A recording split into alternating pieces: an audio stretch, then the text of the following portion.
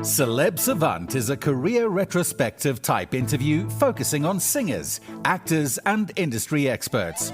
Join Barrett Edelstein now as he dives into the entertainment world.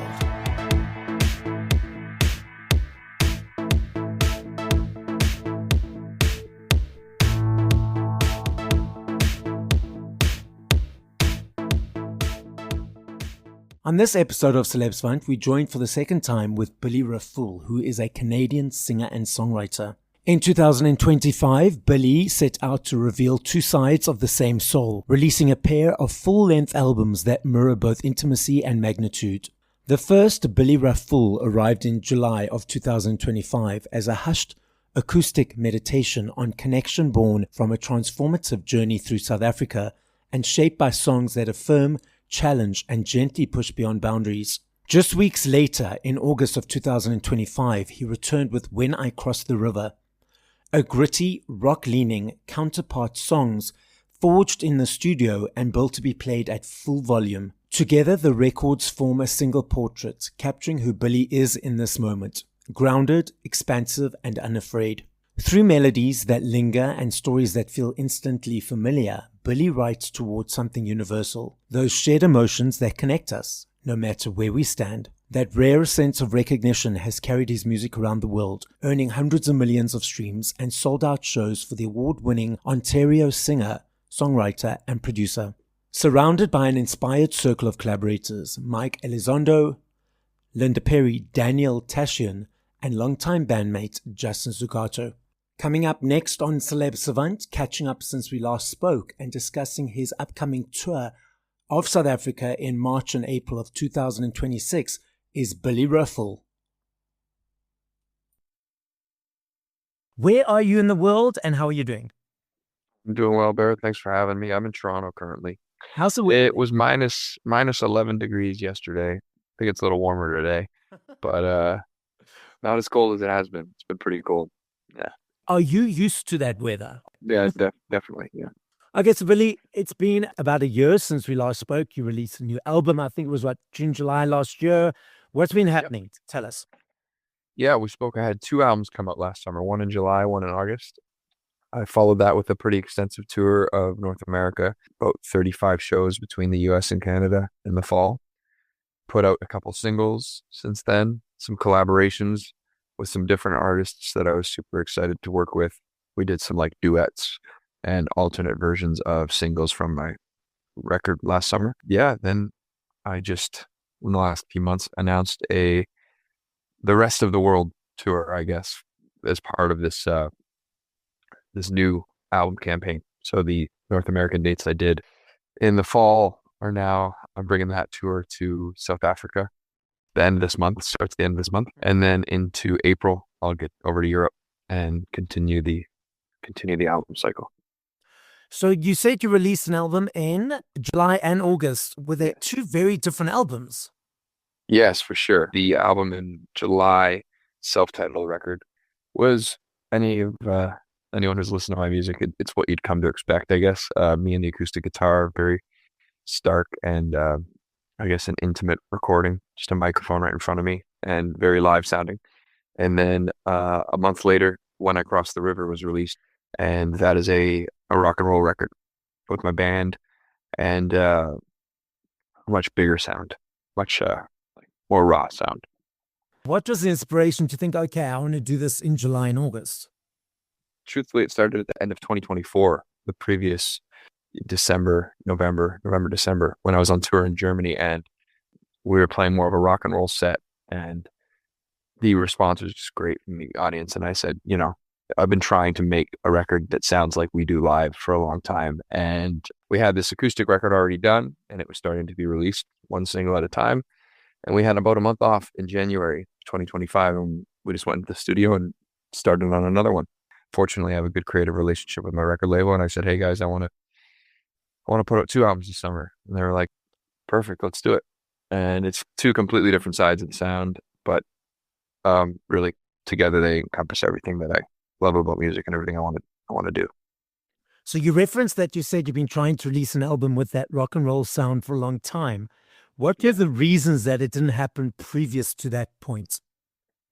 I think when I started putting out music, when I signed my first record deal and was writing songs, I was writing songs for so many different genres and different people. I was writing for other people. I was writing for myself. I was in rooms that where people were writing pop songs to pitch, or songs for top line for DJs, or and then just acoustic singer songwriter stuff for myself, and then also rock and roll tunes for my band. So I was kind of all over the place. And shortly after I signed that record deal, some of those songs started to get released, be it, EDM collaborations, or a solo acoustic song, or something that was a little bit more, I don't know, pop forward. And it kind of like, it sent me down all these different paths, and I never really landed on one. I feel like I just, at heart, am a songwriter. So whatever that sound is, it's not necessarily the same from album to album. And I kind of got into this groove of just really writing with the acoustic guitar for 2 or 3 records. And I loved it, and I got so comfortable doing it. At the same time, I've always had this love for classic rock bands and classic rock albums and stuff I grew up listening to. And I wanted to finally have that released, because when I perform with my band, that's very much what we sound like live, is that album When I Cross the River. And I wanted to have it, physically. I wanted to have people to be able to have a piece to take home and listen to that way. Do you still write songs for other artists as well, or are you mainly focusing on your work? Absolutely. No, I still write for any and everyone. Before these last 2 albums came out, I had a dance track come out called Say Goodbye with my good friend Lost Boy Jay. That came out on Defected Records out of the UK. And that song has done super well for us. It's completely different than both of my last 2 albums. Doesn't sound like the same guy at all. But it's a dance track, and it's really short. It's like 2 minutes long, and it's a lot of fun. So that's the most recent. Actually, no, I also wrote I wrote a song for a super talented rock and roller from Canada as well, named Charlie Edward. And we have a song called Are You Happy Now on his first EP that came out sometime last year. So when you sitting down to write a song, do you know that this is going to be a song for you compared to someone else? Or you just sit and write and then you let it flow from that space? Sometimes, of course, you have a hunch as you're going, oh, this could be really cool if somebody else was doing it. But no, generally not. I try and just finish it to the best of my ability, to where it feels good to me, and then let it just be whatever it's supposed to be, whether it goes to somebody else, or I'm lucky enough to get it to somebody else, or it comes out under my name.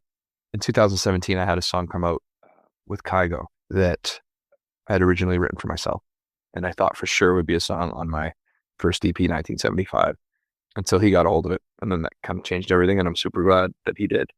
Now, you've referenced that you write in different genres, but you sort of mainly for yourself write in the acoustic space. So when you're writing music in other genres, is it an easy shift to write in that space, or do you have to consciously say, okay, now I'm writing in EDM, now I'm writing in country, et cetera, et cetera? What is that process for you? It doesn't necessarily change the process, but definitely I try and leave the guitars at home when I go to do dance sessions. Like the last few I've written with my buddy Jay, like I mentioned, I won't bring a guitar at all. And maybe we'll write to a piano or to a track that he's already working on, just to try and take me out of the comfort zone of where I know the chords are going to lead. And, where it really helps me on the guitar is the structure of the song is pretty apparent right away. When we start working on maybe a dance track that I haven't mapped out myself, then I don't know where the next turn is, kind of, so to speak. And I'm kind of forced to do something a little different. And that's really when I think we get something good. I love that you reference comfort zones and you using tools to push yourself out of it. For example, leaving your guitar at home. Most people are not aware of comfort zones. I'll give you an example. I teach spinning classes. People have been coming to the spinning class for years, and it's first come, first serve. It's not booked bikes. And the person will always go to that exact same bike. And if someone is sitting in their bike, it's like, how dare they? And they get so angry. And it's just a perception or an observation of people unconsciously creating comfort zones in the smallest ways. Because obviously, if there's comfort in the zone, it means there's no fear. But if there's out of that space, it means it can bring fear. In your world, as you've already mentioned, you leave your guitar at home to push yourself out of your comfort zone. Have you always been a person to allow yourself to push yourself out of comfort zones, or has it been a process to say, okay, I recognize this is a comfort zone, I need to push myself out of it? Sometimes I work within it. They're comfort zones for a reason, I guess. And especially with songwriting, if there are two or three elements, be it like the acoustic guitar, a vocal, and for me, a common element is the like the 808 sub bass notes that I keep coming back to in a lot of these songs using my foot pedals. That's a very comfortable space for me. So with this last self-titled record, I really worked within those three things with the occasional like piano part and whatever. But I'm like, everything I'm going to create is going to be able to be performed right here. And that could be useful. One of my favorite bands, like the White Stripes, they definitely used that minimalistic approach where they had three or four elements and this is what they had to work with. It can be limiting, but it can also be super freeing because you don't have to go looking for anything else. You're just trying to make something interesting and make something move from A to B with these tools you have in front of you. Sometimes it's nice to work within the comfort zones. I think that making this rock and roll record, When I Crossed the River, was a good example of getting out of that, being comfortable with trying to have a fuller sound. Normally, I don't have anything to compete with my voice. It's just space. And the lyric is on the forefront. It's right. You can't miss it because there's nothing else clouding it. When we went in to make When I Crossed the River, it was definitely a delicate balance and a dance kind of between how big the wall of sound is going to be from the band versus how important it is that this lyric comes across. It's supposed to be a feeling rather than a literal, interpretation of what I'm saying. Yeah, the comfort zones, it's just as much fun working within them as it is trying to push yourself out of them. It's interesting you reference the lyrics and the feeling. I speak to a lot of people who enjoy music and they're often like, oh, I like the song. And I'm like, well, do you know what the song's actually about? Like, for example, a couple of ones that come to mind is Sia with Chandelier. And a lot of people don't even realize that she was an alcoholic and the whole song is about her being sober or staying sober. That whole thing, 1, 2, 3, drink, 1, 2, 3, drink. Another brilliant example is Crystal Waters with Gypsy Woman, that La Da Dee La Da Da song. And it's all about a homeless person, but it's actually a dance song. And I say to people, do you know what the song's actually about? And they're like, no, they just like it. So coming back to your songs and your lyrics, are you comfortable with people perceiving it and understanding it at their own space and own time? Or are you very intentional with, okay, I want them to get it? On my first instinct is definitely to try and lay it all out there so that the story is clear and you follow along and feel exactly what I'm feeling. That's always what I intend to do when I'm writing.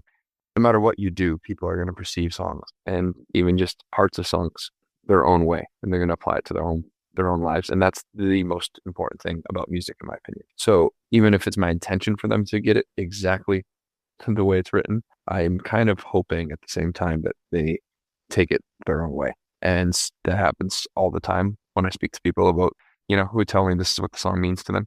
Yeah, it's beautiful. It's the best part of writing music, is that people are going to take it into their own worlds. But I definitely am trying to be more literal than I'm not overall. And when people tell you what the songs mean to them and how they interpret it, does it often surprise you what they pick up out of it, or you used to open hearing all the different iterations? For sure. I'll definitely be shocked by sometimes what people think a song means, or just tell me what it means to them. And I go, wow, that's not at all what I intended. That's not what I'm saying. But I'm glad that it's resonating with you in any way. It's making you feel a certain way anyway. You referenced earlier that you took a couple of the songs to make duets with and reinterpret them in different ways. How did you choose which songs you were going to reinterpret? A couple of them showed their hands early as songs that would make good duets. Especially, I love having a female vocal to counteract my voice. I was super fortunate to have two features so far come out with two incredible vocalists, Emily James, who's from America, and Oscar, who I believe is from Austria. Oscar featured on Homebody, Emily James featured on Fit Together. These are two very conversational lyrics that are clearly sung to a significant other that was very easy to work in the other person's voice and have them be the kind of call and answer to the first verse versus the second. Yeah, so those two are pretty obvious to me. One that surprised me, and it's really one of my favorite collaborations I've ever done, is The Love of My Life. And Donovan Woods was an incredibly talented, award-winning songwriter from Canada. Somebody I got to support on tour last year. He was gracious enough to sing the second verse on that song. That's a really unique one for me because it's me from the perspective of someone younger singing, even younger than I am now, in the song I'm singing to somebody who's further along in their life and has a family and is a father and is seemed to have figured it all out. And then I have Donovan, who is not much older than me, but is older than me and does have children and has been around and has been in this business for an extra 15 years. He came in and sang the second verse and gave it the perspective, literally, that I was chasing when writing the song. So that was such a unique and cool experience to have that version done. Very excited that you're going to be here shortly in South Africa. You're traveling to all various different places, lots of cities and areas. Why so many areas, which we love? And tell us about the tour. Whenever I'm touring, whenever and wherever, I'm going to a place, especially if I'm going to a place as far away as South Africa, I want to get in front of as many people as possible. I'm so fortunate that people are listening to the music in South Africa and enjoying it. And if I'm going to come all the way over there, I'm like, let's play every night and let's play in every city, even if it's a smaller crowd or if it's a larger festival. And I have both on this tour, and I'm so excited to get to play Splashy Fen Festival for the first time, that I've heard nothing but incredible things about. And then also go back to smaller markets like Neisner that we got to do last time. It's just as crazy to me to play these smaller gigs in maybe in cities you wouldn't normally go to if you were on tour. And then just as exciting to go and play a big festival. You have your own headline shows with a smaller, bigger crowd. You have playing at festivals, and then you referenced you opened for other artists such as for Donovan last year. You obviously bring the same energy and intention to those various different forms of performing. What is the main difference for you in those actual different performances?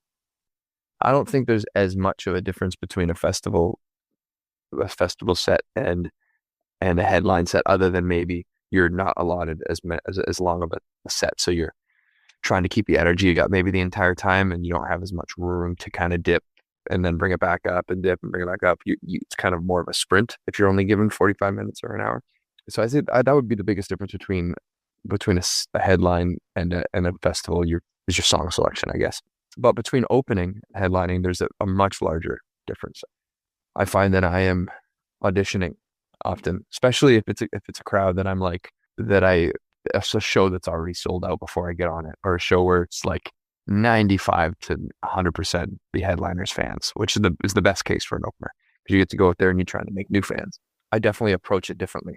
I come at it from you don't owe me anything. If you've bought tickets to see me play and it's my headline show, I feel like I have more liberty to speak, to tell you the story about this song that you're here to sing along to. I can tell you about what I was feeling when I was writing it.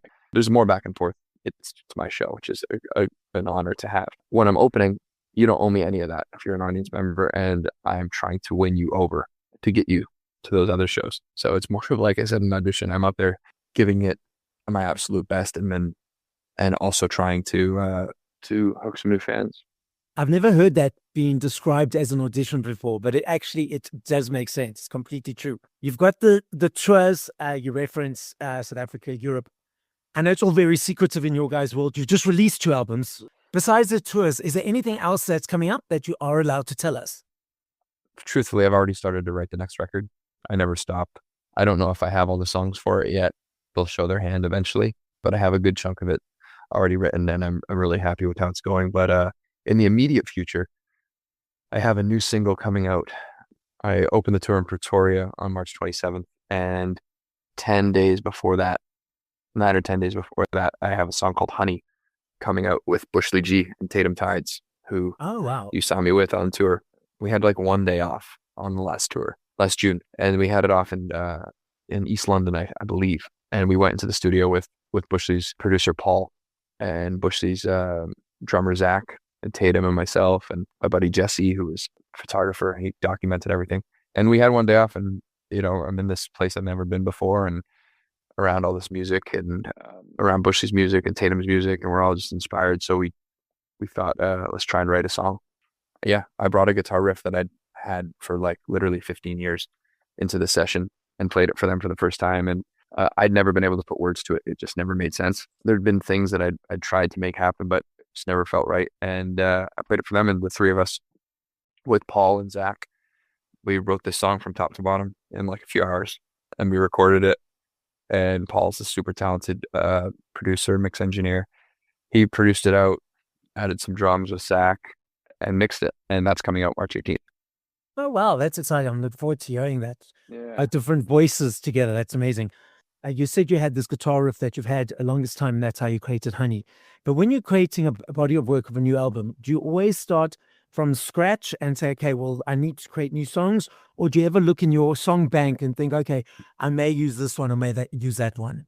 Oh no, I absolutely look in the bank as well. Of course, I immediately start writing, and see if there's going to be a departure in the sound, or if there's new instruments, or if there's maybe a new guitar tone even that is inspiring me. Or I'm constantly inspired by records that are released and stuff I'm listening to. But there's no rules in that regard, Barrett. Like, I definitely go into the bank of songs that I've had for years that have just stuck around, and maybe they've always needed to come out, just the timing hasn't been right.